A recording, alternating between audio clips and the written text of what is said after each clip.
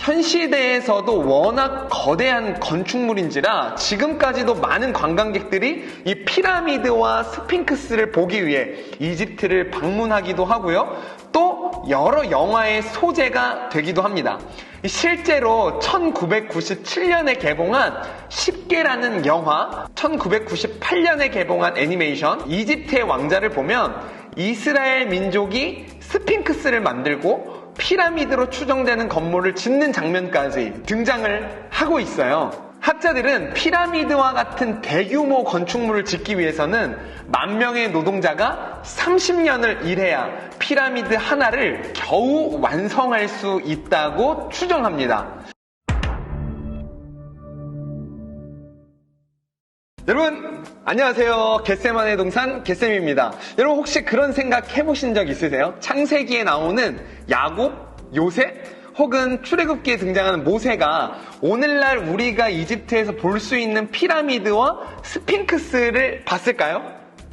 혹은 이스라엘 백성들이 애굽에서 노예 생활하면서 피라미드나 스핑크스를 만드는데 기여했을까요? 쓸모없는 것 같은데 전 이 두 가지가 너무너무 궁금하더라고요.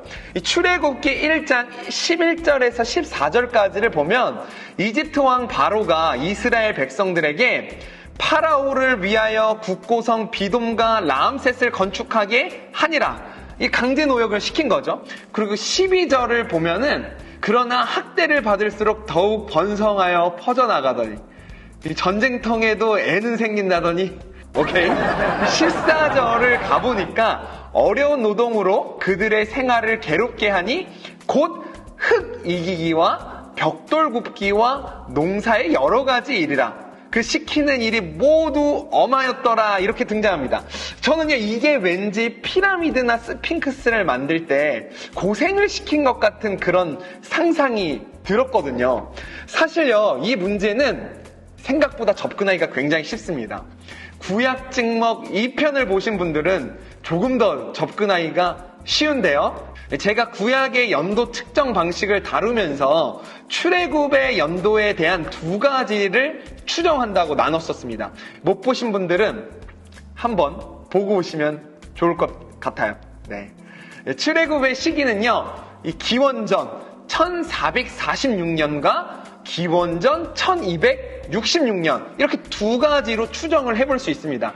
그렇다면 우리가 이렇게 생각해보면 되잖아요. 피라미드랑 스핑크스가 언제 만들어졌는지만 알면 사실 오늘의 궁금증 두 가지는 모두 다 해결을 할 수 있을 것 같습니다. 1차적으로요. 이스라엘 민족이 피라미드랑 스핑크스를 만든 거냐? 라는 질문에는 정답은 X입니다.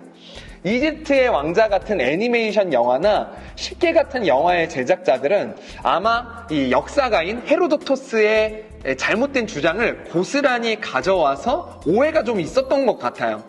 기원전 450년에 활동한 이 역사학의 아버지라고 불리는 헤로도토스가 자신이 쓴 역사라는 책을 보면 피라미드를 짓는데 10만 명의 유대인 노예들이 동원되었다고 이렇게 적고 있습니다.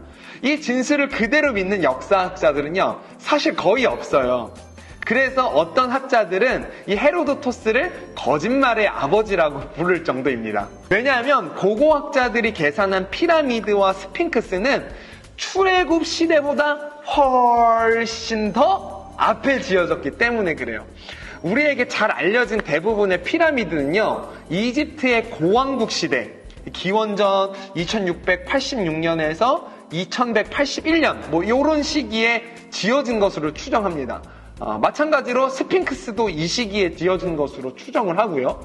한마디로 이스라엘 백성들이 이집트에 가기 훨씬 전에 만들어졌다라는 거예요. 그래서 우리가 또 궁금했었던 게 있죠. 이스라엘 백성들이 만든 것은 아니지만 요셉과 야곱의 가족들 그리고 모세까지 모두 현존하는 피라미드와 스핑크스를 봤을 거예요. 성경시대 인물들이 보던 건축물을 아직까지도 볼 수 있다는 것이 신기하기도 하고 대단하다는 생각이 절로 드는데요. 기회가 된다면 저도 한번 가보고 싶습니다. 네, 오늘도 유익하셨을까요? 유익하셨다면 좋아요 눌러주시고요. 이 다음 편에는 구약 성경 39권이 어떻게 성경이 되었을까, 정경이 되었을까, 이 부분에 대한 구약의 정경성을 다뤄보도록 하겠습니다. 겟쌤이었습니다. 다음에 만나요. 안녕.